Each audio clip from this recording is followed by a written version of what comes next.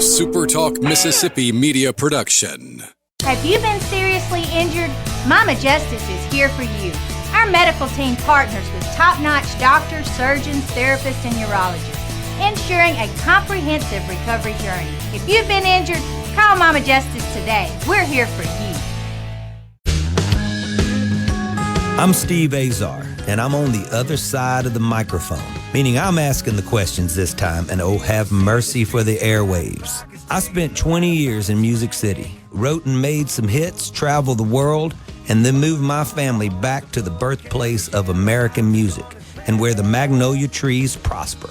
And now every time I put my feet on Mississippi soil, when I'm off the road, well, I'm at peace. On this show, it's all about hearing the stories straight from the mouths of the friends I've made along the way, their journey to success. Heck, there might be someone on, I don't even know, but you know how us Mississippi types are. We tend to take well to new company. In a Mississippi Minute, all 60 of them. I'm Steve Azar. It's just like that muddy river, moving slow. Ain't no worries, it's how life goes, baby. In a Mississippi Minute. That's right. Folks, time for another In a Mississippi Minute. Hey, I'm Steve Azar. Thank you for tuning in. Joining me always means the world. Visit Mississippi.org. We're the birthplace of America's music. Everything. We're the creator of it all. That's where all the influence came from, right from someone you know in your home state. And next thing you know, there's the Beatles, the Rolling Stones, Eric Clapton, of course, Elvis, B.B. King. I can go forever, Jimmy Rogers. Okay, I'll stop, but just go to visit Mississippi.org. Be proud of your Mississippi. Excited about today's guest. Joining me on the show is an actor, producer, director, originally globally known for his iconic role as Hercules in Hercules. The man, the legendary journeys, one of the most watched TV shows of the entire 1990s, if not the most watched TV show. I think it was at one point in every country in the world, but I could be a little wrong. I'll ask in a minute. Born and raised in Mound, Minnesota, he went on to pursue a degree in marketing and advertising from Minnesota State University at Moorhead before launching his career, first in modeling and then television commercials, which led him to the success he's had today. After years of steady work in ads and guest roles, his big break came in 1993 when he was cast as Hercules, catapulting him to international fame. Following Hercules, he starred in sci-fi series, many of those, acting and producing, and so many films. It was crazy. Cole the Conqueror, I remember that, and more than several faith-based projects such as God's Not Dead and Let There Be Light, which was sort of a game changer in that industry, to say the least. His shift toward Christian cinema reflected both his personal faith and his desire to tell values-driven stories. His incredible journey hasn't been without challenges, though. In the late 1990s, he suffered an aneurysm and several strokes that significantly impacted his health and experience. And later, he chronicled in his autobiography, True Strength. Beyond acting, he's so active in philanthropy. I was just recently with him raising money for contractors against cancer in D.C., serving as a spokesman for A World Fit for Kids, a nonprofit mentoring organization. His career spans 4 decades now. I know he didn't want to hear it, but it has. From mythic hero to modern storyteller, and he remains a recognizable figure in both entertainment and faith-based media.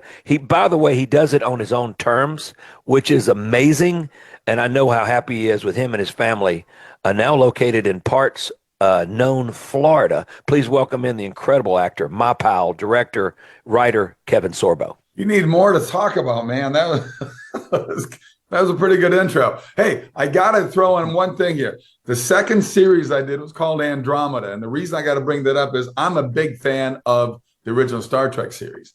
And when Majel Roddenberry came to me my 7th year down in New Zealand filming Hercules, we were in talks to do seasons 8, 9, and 10 at that time at Universal Studios. And Majel called me up and said, my husband wrote this show in 1969, Andromeda. And first captain he ever created after Captain Kirk was Captain Dylan Hunt. Well, I jumped on that show right away. We had a 5-year run, 110 episodes. Yeah. got to play the first captain after Captain Kirk. So that was pretty cool and had a blast doing that. And Hercules was the most watched show in the world by season 3 for 5 years.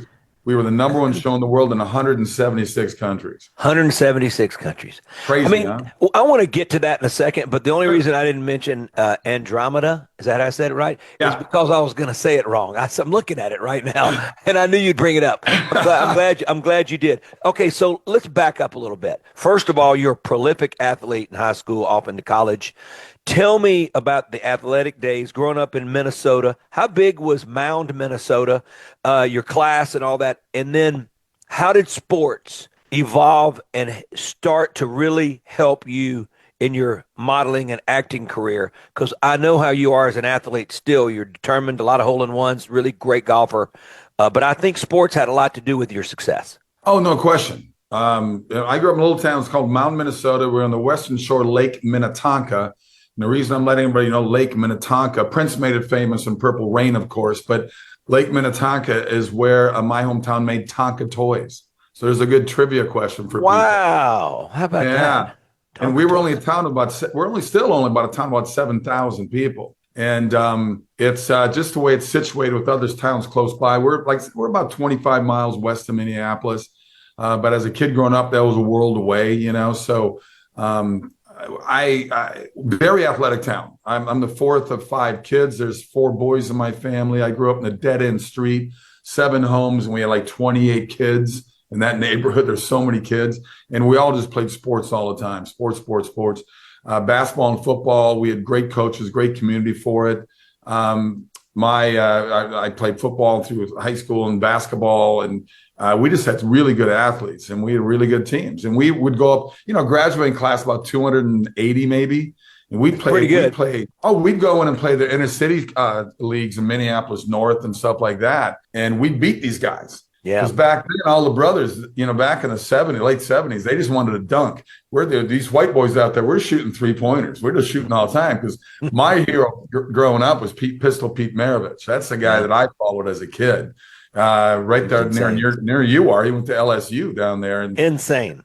And the guy was, if you remember, no 3-point shot back in his day, and he averaged 44 points a game in college. Yeah, could you imagine what that'd have been? He'd have been over 60. Yeah, ridiculous. So I would copy you him. didn't have a 3-point socks, and I would practice shooting 3-point shots off balance just to be like he was. Yeah. He was never in balance. It didn't matter. Somehow he found balance in midair, sort of like Steph Curry does. Steph's can find his balance and square up somehow even when he's doing flips. But so you were a shooting guard. Were you 6'3", 6'4" at the time? You big kid? I was a guard / forward. It depended. Okay. We had 2 shorter guards that were just fast. And one Tim Kaler. Tim was a stud. This guy, he could drill. He was just like amazing. He was like Stockton, John Stockton. Yeah. Back in the day, the mailman. His passing, his dribbling, you couldn't stop that kind of full court press. He was amazing. Okay, so was it definitely basketball? Did you do track? Did you play football? Did y'all have a football team? I was I believe I was golfer. Golf and hoops. Yeah, football, basketball, and golf in high school. I should have stuck with baseball. I was actually a better baseball player, but my 2 older brothers went golf. And you look up to your older brothers that are 5, 6 years older than you. Yeah. And I said, okay, I'm going to do what they did. If I had to do it over again, because I was a good pitcher, I played baseball through 9th grade and stopped after that. And I was a good hitter. But I mean, that's something we did all the time in our neighborhood. Right. Everybody had a great backyard some backyards are bigger than others. So as we got older, we had to keep moving. And then we had a park just down the road from us that put in a great baseball field. So we go down So there. Sports key. You think about you turn into Hercules. So there's a discipline that you learned growing up. Sure. That you had to have, because at some point your body has to transform into the character that became the number 1 watch show in the world. And when we get back from the break, I want to dig into this workout regime that you must have had to do, and how many hours it took. What was your diet like? I mean, I've been asked a lot of questions about you in the past. You know him? I said, yeah, absolutely. What could he have been doing to stay in that good a shape? And now you're talking about how it's affected your body today, right? Sure. 30 seconds real quick before we take a break. 30 seconds on what? About just prepare us for what I'm about to hear. Is it going to hurt? It's going to hurt. That's not going to hurt. It's not going to hurt. I mean, I think the biggest mistake I made, and we much in the 70s and 80s, even in the 90s, people didn't talk about as much. When I finished an hour and a half workout in the gym, lifting weights at Gold's Gym, when I lived in LA, I'd go down, I was just blocks away from the ocean, and I'd go run 3 miles on concrete. That was nuts. You had sand right there, by the way. I know. It was and water. Anything softer than the hard It was pavement. stupid. It was dumb. That's all right. We'll talk about all the mistakes we made after the break. Kevin Sorbo, incredible career. He's changed the hearts of a lot of people by the path that he chose after Hercules and beyond. So many faith-based movies, to me, that he has been the pioneer of, to make it modern and hip and something that just took it to another level. Speaking of another level, he may have grown up in Minnesota and be a Golden Gopher and lives in Florida, but we are the birthplace of American music. Even Kevin Sorbo knows that. We'll be right back. Go to visit Mississippi.org. I'm Steve Azar. Yeah, baby, I'm gonna be good.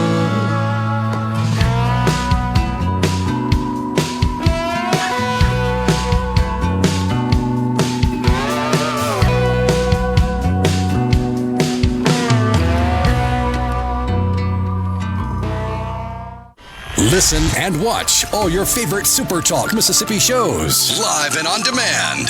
Listen to tons of music. Plus, get the latest breaking news from across the state with the SuperTalk Mississippi app. The SuperTalk Mississippi app. Download the SuperTalk app on your iPhone or Android device now for free. Just search SuperTalk Mississippi in your app store on your mobile device to get everything Mississippi all in one place. The SuperTalk Mississippi app. Get it now.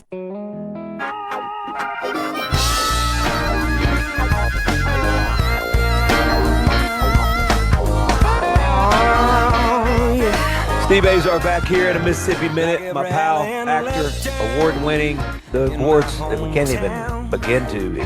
His wall would look like he needs a house full of trophies or whatever it is these days they get. All I know is Kevin Sorbo's a special man, has a special heart, a giver in life. But man, what a career playing in Hercules and beyond. God's Not Dead. The list goes on and on. He does it on his own terms now.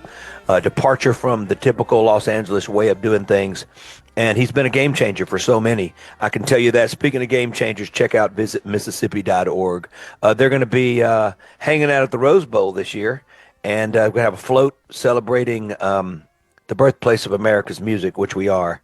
And also B.B. King's 100th birthday this year, the King of the Blues. Amazing, amazing. Just 25 miles from where I'm sitting looking at Kevin right now, where in my studio. Kevin is going to be actually in Jackson, Mississippi next week doing a premiere for a movie where he plays a 700-year-old vampire, even though his body feels like it's 700 years old after playing Hercules and putting it through it. Kevin, tell me about that. Well, I shot out there just outside Jackson back about a year and a half ago now. There's actually a film festival going on. It's a film festival, and I think my movie screens this Saturday at like 5 or 6 or 7 o'clock local time.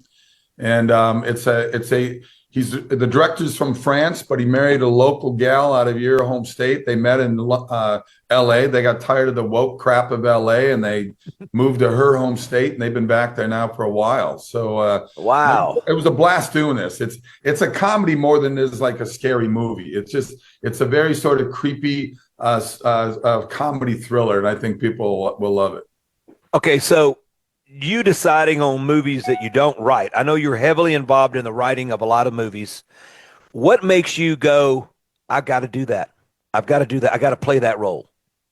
It's 20 pages. I read 20 pages of every script sent to me. If that doesn't hold my interest, I say I'm done. I'm not interested. And through our production company, please go to sorbostudios.com, sorbostudios.com, great place to go, and see what's coming up. Because I do have 4 new movies coming out. Of course you do. They're done, and I got 3 documentaries that are all coming out as well.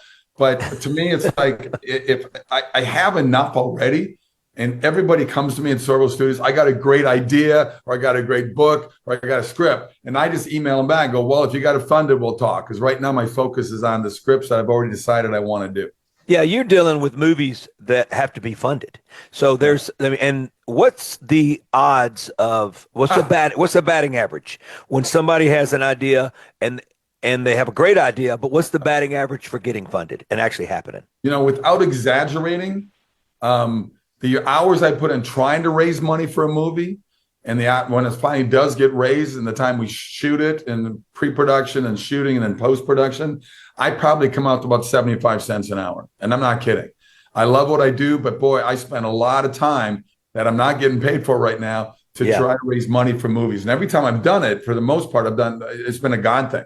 It's been like bumping into somebody and said, "Hey, I love your work. What can I do?" And I'm going, "Well, I need $3 million of this movie." It happens. But it's probably one out of every 500 people, investors I meet. It's very rare. Sure. A lot of work behind it. It's like going to Hollywood. Good luck. You want to be an actor? Okay, good luck. Get in line. Are you an executive producer when you do pretty much everything, right? Producer, yeah. So let's back up for a second before the break. You about to have a knee replacement. You put your body through torment growing up. You talked about running on concrete and all that. But tell me about that workout routine, what it took. What was your diet like to look like you did? You still look incredible. But, come on, that was an old guy. No, we're getting older. We're not old yet, but we're getting older. We're getting wiser. You're a lot smarter than when I first met you. I just want you to know that. All right. But no, seriously, Kevin, what the heck did you do to look like that? Well, my brothers told me to start lifting weights in high school, and I wouldn't listen to them because my concern was I'll ruin my basketball shot. And how stupid was I there, too? Because look at the size of these dudes in the NBA today in college. Yeah. If as long as you're working out, if I'm lifting weights, well, be shooting at the same time. I can go lift weights and go shoot hoops afterwards or before, whatever, as long as you keep both things going. So I didn't really start hitting the weights until my senior in high school. So I was maybe 185 pounds my senior in high school. I played defensive and offensive end and football. And when I got to college, that's when I kind of beefed it up. And I got to about 220, 225 by my sophomore year. So by the time I was 20 years old, I was that. And I pretty much kept that on. I didn't put on much more weight. Hercules, I stayed around 225 for that series. They didn't want a Hercules that looked like Lou Ferrigno or Arnold Schwarzenegger. I know. What I'm saying is at that point, you look like the perfect specimen. Well, I miss that body, I got to say. But I got to say, I when they called me for it, my agent initially called me for it, I thought they're going to want some bodybuilder, 300-pound dude. No, they said they want a guy that could be an NFL quarterback-sized guy or a decathlete athlete. That's what they wanted. Right. So when I got Hercules, they had to get me a trainer because I was working long days. I was working 12 to 14 hours every day. So at the end of the day, to go work out, you're not in the mood. So I had a guy down there that was awesome. Steve Rosenbaum, American guy. I lived in New Zealand 7 years, by the way, if I didn't mention. That's where he shot the series. That's where you guys shot the series. Yep. Right. Steve is an American guy from California. He married a girl down there. He opened his own little studio. At the most, there was maybe 3 people in there working out with a trainer. So it helped me having him to help me working out to get motivated after a long day in the set. And I would only have carbs in the morning. And then the rest of the day, I would have 4 meals spread out. And it was all protein. And that's pretty much what I stuck with. So my body fat in that series back then was probably maybe around 11 or 12%. So I was in pretty good shape. And, there's the old days right there when I was ripped up. That's crazy. So, look at that hair. I know. I miss that guy. That was in my 30s, 7 years in my 30s. I was still and you look. It is funny how you look. You're in your 30s, but you look like you're in your 20s. Amazing what that can do. But 30s, I'll take 30s again. You know what? I don't want to be 30s again. I like where we are. Could you imagine having to go back and even if I could fix some things, Kevin, I don't think I'd go back and do it. I'm grateful and happy at where we are right now. I couldn't imagine going through the whole thing again. Although, having, hoops and stuff, that'd be kind of fun if you had, I know. had an idea. Even when I got to LA, the 6 years before I got Hercules, I played in 3 city leagues. I played in the one in Northridge, one in Pasadena, and Beverly Hills. The Beverly Hills League was probably the toughest because it was all these dudes from the Pac-10 that didn't make it in the NBA. They were all playing. UCLA, USC, Arizona State, all these guys living there. I just stayed outside. I'm not going to get under the boards of those 7-foot dudes. I just shot 3-pointers. Yeah. But it was a blast. Is this after Hercules? No, before Hercules. Before Hercules. No. Yeah. So I didn't have time to play hoops after. When do you move to LA? When did I move? I moved there in 1986. So 5 years, so 6, 7 years later, you're It on was at top the of end. the It was world. almost 1987. So I got Hercules at the beginning of 1993. I shot from 93 to the very end of 99. In fact, this beautiful sword right here is given by my props department. It was after 7 years, the very last day in the set. This thing is silver and gold, and our props department made it for me. It's got my name on it. Hercules, that 7 years of Hercules are on there, and it says, the journey may be over, but the legend lives on. So it was very emotional last day for me. Wow, man, unbelievable. Let's take a quick break. Kevin Sorbo, I'm looking at the sword right now as we speak. Speaking of the sword, if you want the sword of, give me some sort of analogy. I can't do it. I got nothing. Visit Mississippi.org. I got something. Visit Mississippi.org. Check it out. Plan a road trip to your Mississippi.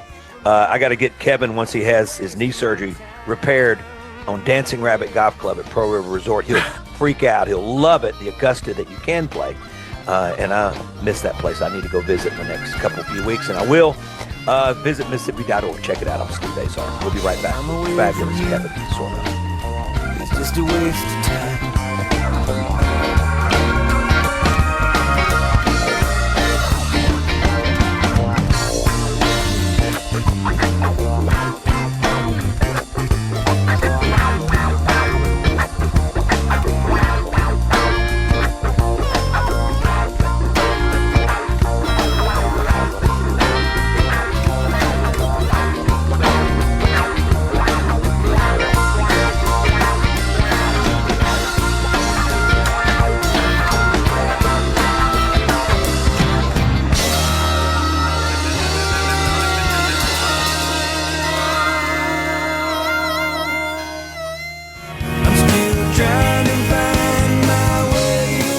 $20,000 available for first-time home buyers. Hey folks, Steve Azar here. Helping is the heart of our friends at Guarantee Bank. They offer programs like the Home Buyer Equity Leverage Partnership Grant that can assist qualified first-time home buyers with up to $20,000 towards down payment and provide home ownership counseling to empower you on your journey. These funds are first come, first served. Learn more about this program and to apply now, go to gbtonline.com. Guarantee Bank, member FDIC.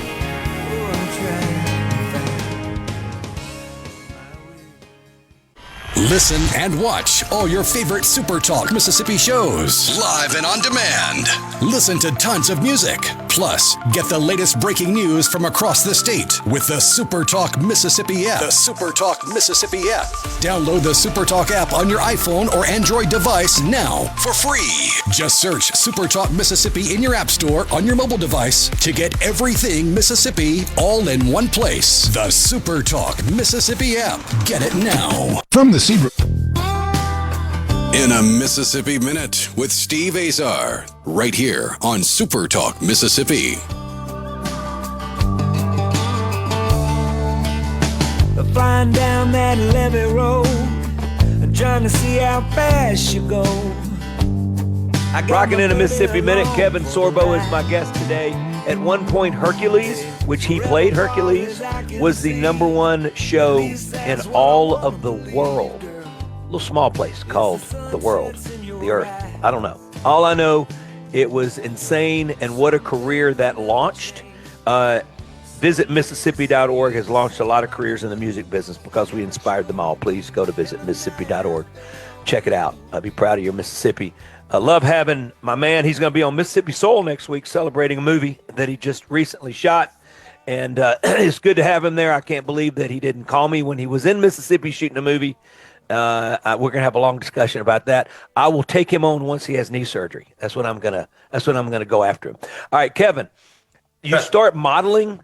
Do you go to LA to model? Or are you doing that in Minnesota? When does all that happen? Backtrack just real quick. Yeah. My wife shot a commercial with BB King before we met. What? And BB King, we have a place up in Park City, Utah that we rent out most of the time, but we go up there. In the summers, it's awesome for biking and hiking and everything. He performed on the ski slope, and I got to go backstage afterwards to meet him. I'm probably going back about 12 to 15 years when this happened. But I got to meet him. That was late in his life. Yeah. Yep. I mean, you know, that man played music every day. It was unbelievable. Oh my God. Him and Willie Nelson, and nobody has ever. Yeah. Usually, people they make a record and they go on tour. Oh, they're announcing a tour. And that's the way. But Willie and BB just play. They just play. Man, and what 100 years now. So, what commercial was that? I honestly I can't remember. I have to ask her for it. But she's got the picture of her with him on the set and stuff, which is pretty cool. All right. Anyway, go ahead. But also, let's skip to whatever I asked before. This has been on my mind. You and your family and your bride, y'all were all very active together. They were homeschooled, correct? we're homeschoolers. My wife's a homeschool advocate. She travels the country. Once again, if you go to sorbostudios.com, all that information is on there about what she does and what I do and what we do together. Obviously, the kids raised in the movie business. Yep. They're acting. How serious are they compared to when you were there? You've paved the roads for them. You were on gravel and potholes and all that, and you turned it into a big, wide open interstate. And they've come in and they've seen the interstate. How has that prepared them, you think? Oh, growing up on movie sets, television sets, everything, they're not intimidated by it. I knew by the time they got older, they'd want to do it. And my boys were 11 and 13 at the time. They came in and said, Dad, we want to act. I wasn't surprised. I put them in classes for 3 years. And the first movie we put them in, it was a movie that my wife wrote, that I directed, that Sean Hannity funded. It's called Let There Be Light. I highly recommend it. It's a great movie. It's in theaters for 4 months. It was highly successful. It's a faith-based movie. It's touching. It's funny. It's if you got a soul inside of you, you'll cry and laugh as well. But it's a great movie. And my sons now are 24 and the other one's 21, about to be 22. They've each shot. My oldest has shot 10 movies already. The other one shot 5. But my oldest one, Shane, works very much with Turning Point USA. Charlie Kirk was a dear friend. Wow, I didn't know that. We knew Charlie for 10 years. He goes speaks at colleges as well. He was about to go speak down at the University of Miami, and then the assassination happened, and they put everything on hold just in case there's more nut jobs out there. But there'll always be nut jobs out there, because God forbid you speak the truth in America anymore. So they're both busy doing their own thing. He runs social media sites for some very big names, and he does very well. So, speaking of, you're very vocal, and you've got a ton of followers, and you're out there on social media, and so I walk a line mentally here, because it's interesting. You're not afraid to say what's on your mind. Well, even Michael Jordan said, Republicans buy tennis shoes too. So it's like, I feel like, man, if I ever alienated one side, I'd have nobody. So, but with you have really drawn a line in the sand, and you stand on one side of it. Sure. You're devout in that. So, what sort of made you go, I've got to take a stance and tell people what I feel is right in my heart? I think I've always been this way. I mean, it was just weird with the, advent of social media and the way it took off. It was about 10 years ago that all of a sudden my manager and agent said, we can't work with you anymore. The studios don't want to work with you. And I said, well, why? He goes, well, because you're conservative and a Christian. I'm going, I've always been a conservative. I've always been a Christian. What's the big deal? Well, I said, well, the winds are changing, and we've seen the winds change. I mean, the country has just gone ballistic. It's been divided. So I don't harbor anger to someone who's got a different point of view than I got. To me, it's like, that's freedom of speech. Let's have a debate. Let's not kill each other over it. I mean, it's weird what's going on right now. And it's incredibly childish, the way I look at the anger and hate on the internet. These people need, there's a mental illness, I think, out there. And it's like, get a job. I wonder if any of these people have jobs anymore. But I never really changed my stance. Facebook took me down. I had 4 million followers because I was posting the truth about COVID. All my information was coming from 2 very highly respected doctors. I'll never give names, because you weren't the only one taking off COVID. I have doctor friends who were oncologists that were taken off. Off. And they were right, by the way. Speaking the truth. Of course we were right. All these conspiracy theories just needed 6 months to a year to be proven true. Yeah. So it's just so weird. That 2 years felt like about 42 years. It was just stupid what we did to the world and what some people are still doing. Jump off that cliff for a second and into this, and put your Hercules outfit on, because you're going to have to jump far. Sure. During the period of off time, what did you do with that time? As far as preparing yourself for movies or whatever, and you couldn't, or were you able to go certain places and shoot movies? Did you slow down during COVID? Surprisingly, I stayed busy. I kept on working, which was amazing.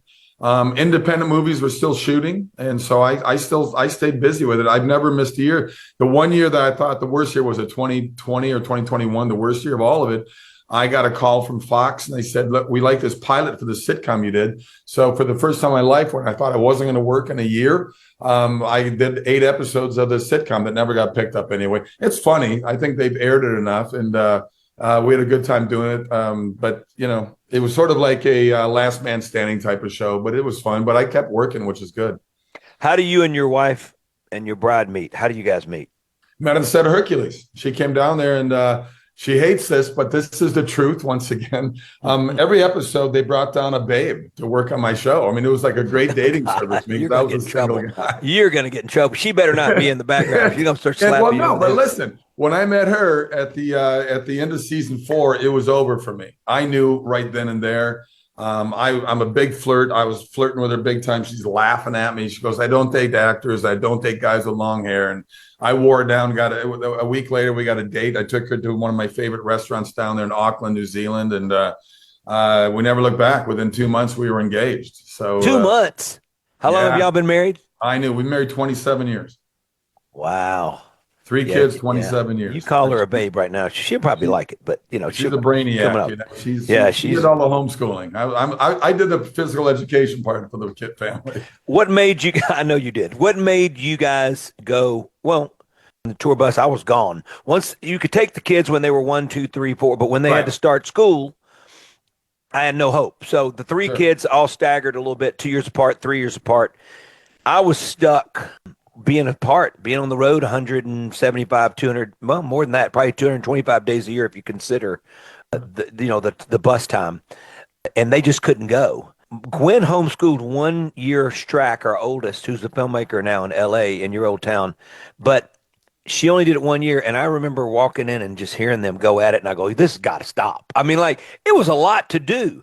So at the other side of the break, because we got to go to a break, let's talk about that journey with homeschool and how you feel like it's been beneficial. The quarterback of Ole Miss right now, who lost his starting job because he got hurt, he was homeschooled. He graduated at 16 years old, and at 19 already has his college degree and just starting to play football at Ole Miss. So there's something to say about that. Obviously, people like Tim Tebow. There's a large list of success stories. We'll be right back with the great Kevin Sorbo. What a good dude. He's in trouble because he didn't tell me he was shooting a movie in Mississippi. I am going to wait until he has knee surgery before I go all in and try to jump off the top ropes because he's a tough guy. Speaking of tough, go to visit Mississippi.org. It's not only tough, it's tender. Like one of my songs, Tender and Tough. Check that out. We'll be right back. I'm Steve Azar. Oh, the blues and the truth. In the night I fell for you. You're everything that I've become. All the signs and the times and the memories in my mind. All roads lead back to Highway 61. Yeah, all roads lead back to Highway 61.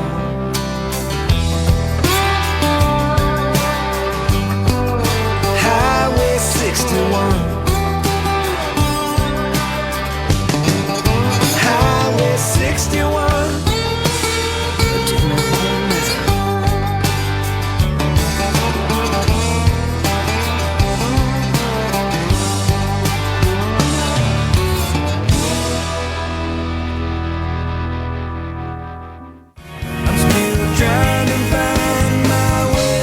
Up to $20,000 available for first-time home buyers. Hey folks, Steve Azar here. Helping is the heart of our friends at Guarantee Bank. They offer programs like the Homebuyer Equity Leverage Partnership Grant that can assist qualified first-time homebuyers with up to $20,000 towards down payment and provide home ownership counseling to empower you on your journey. These funds are first come, first served. Learn more about this program and to apply now, go to gbtonline.com. Guarantee Bank, member FDIC.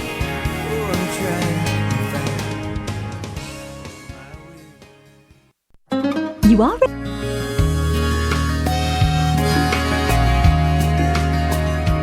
You got to short segment left, but not a short man. I'm with Kevin Sorbo, Hercules.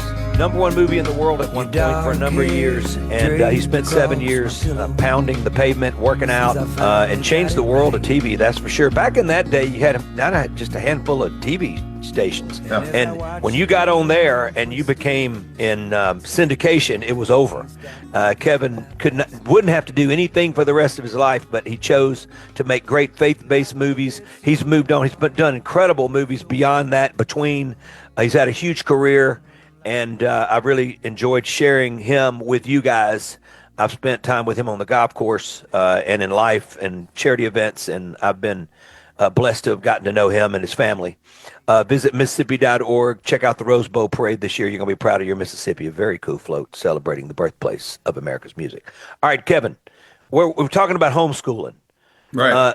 Tell me, sort of looking hindsight now and watching your kids go through that, what's been the benefit, especially in their career, and were they able to play sports like you were able to do since you went to a regular school situation? Yeah, when we lived in Westlake Village, California, they were 45, 50 miles north of LA. I was a member at North Ranch Country Club, or University of Pepperdine plays out of, great golf course. But there were football and basketball available for them. So they were in leagues doing that and stuff like that. They didn't have the love for the games the way I did, even though I was out there in the backyard playing with them all the time like that. But they got more into like tennis and working out the gym and things like that. But they did play football and basketball. But I'm telling you, homeschooling, I mean, if you had to homeschool your kids, they could have traveled with you the whole time when you were on the road all those times. Yeah, but yeah. It's a big commitment. Sure it is. But to me, you mentioned Tim Tebow and the Mississippi quarterback. You're going, guys, you got to understand, they learn. So our public school system sucks. There's always exceptions to the rule, but overall, and I know Mississippi's come a long way. At one time, how about us, number 12 now? I know. Now you're ranked in the top 10. It's amazing. That's been a dozen years in the works. Yeah, and that's amazing. But there's a purposeful dumbing down our kids, and some states are finally waking up. Even Oklahoma now has put prayer back in the schools for kids who want to pray. I mean, why we take that out to begin? Who cares if somebody wants to pray in school? No, I mean, don't get me started there. I'm going to be. I know you're better. It's ridiculous. I mean, come on. It's just amazing control that these governments have it, and these kids. My kids, they'll talk to anybody. They're very educated. They're smarter than most kids graduating college right now. My daughter is almost turning 20 here. And I'll tell you what, she can hold her own against anybody. These college kids think they're smart. They're not smart. There's just an indoctrination camp going in so many universities. It's crazy. You know, Mississippi's I know you spent some time here, but you can go into every nook and cranny of Mississippi. This is a faith-based state. Yeah. Heavy belief. It's been part of my success, because I've witnessed the feeling and watched the magic happen when things there's no way they can work out. The heavy load you have on you, the thing trying to bear it all, even when you were Hercules, as much as you could carry. And when I was in the best shape of my life physically, it meant nothing when we thought we could carry a burden that was just too heavy. You have to turn to God. I mean, it's just what it is. It's a no-brainer, but we can't convince everybody of that. That's where I definitely draw a line in the sand in my heart. And I pray that people that don't have it, that are so lost that they have to have it. The great story of Bernard Langer, when he wins Augusta and he felt nothing. It's very well documented. By the way, Bernard's a friend of mine. He lives just down the road from me here in Florida, and I've done his golf tournament a couple of times. And every time I have a movie come out, he'll text me and say, "Thank you for putting that out there, brother." So it's pretty cool. Isn't that cool? Yeah. And look how he's the happiest guy in the world. Look how long he's lasted. I mean, come on, it's ridiculous. He's 68 or 69 years old, and he's going to be playing once again in the Schwab Cup. That's crazy. Yeah. By the way, there's me with my buddy right there, Mr. Arnold Palmer. Wow. I got to be good friends with him. I got introduced. We played this in 2000. We played in the 3M Championship up there, the Champions event up there in Minneapolis. Yeah. And so let me ask you this. We hit it off so well, and then he invited me, and we golfed every year up until his death. We golfed twice a year at Tradition, his course in La Quinta, and of course Bay Hill. And I got to throw out there, I have I'm going to be producing the Payne Stewart movie, and I'm going to star in as his father. We got Justin Timberlake to play Payne Stewart, and we're get out of here. We'll start filming next spring. Memphis boy playing. I love it. He's perfect for that. Well, you know what? He's a good stick. The knickers. He does the Bobby, the Bobby Jones stuff like Payne did, and he looks a little bit like him, and he's at the right age for it. He does, and he can play. Yeah. He's a player. Wow. When's that going to be going We're down? going to start shooting in the spring. And you're going to be the dad. What's playing happened the to dad. us? What's happened to us? That's sort of surreal that you're a dad now in a movie. Yeah. Well, you've been a dad in a lot of movies, but to be Justin's dad, that's so Payne Stewart movie. Where's that? Is that going to be theaters, or y'all going to go? Oh no, it's going to be theaters. Definitely theaters. Definitely. Theaters. You're able to succeed in theaters now when a lot of movies are doing one debut because it's sort of the thing you need to do to be Academy Award winning or whatever awards. You gotta have a theatrical debut, right? A couple, but you're talking about months in theaters. Well, we're hoping we get more like that. I've had a lot of movies that just go 3 days as well because that's all we can afford to keep it in there. People got to understand that you got to pay to get in these movie theaters, and when you're doing $2-3 million budget movies, that's catering budget in Pirates of the Caribbean. Yeah. So I do stuff that Hollywood used to do, movies that have love and hope and laughter and faith and redemption. And, people want to see those movies. That's what they stop me for at airports. They go, look, we love what you're doing. I love you do movies that I know I can take my family to. We're grateful you spent time making a movie here. You're a dear pal. Bless you and your family. I appreciate you taking a Mississippi Minute with me. My pleasure. Kevin Sorbo, folks. The rest is history, and it continues to be history because Kevin's not slowing down. Visit Mississippi.org, the birthplace of it all. I'm Steve Azar. We'll see you later. I'm Steve Azar. In a Mississippi Minute, all 60 of them, where you can take your sweet time. A SuperTalk Mississippi Media production.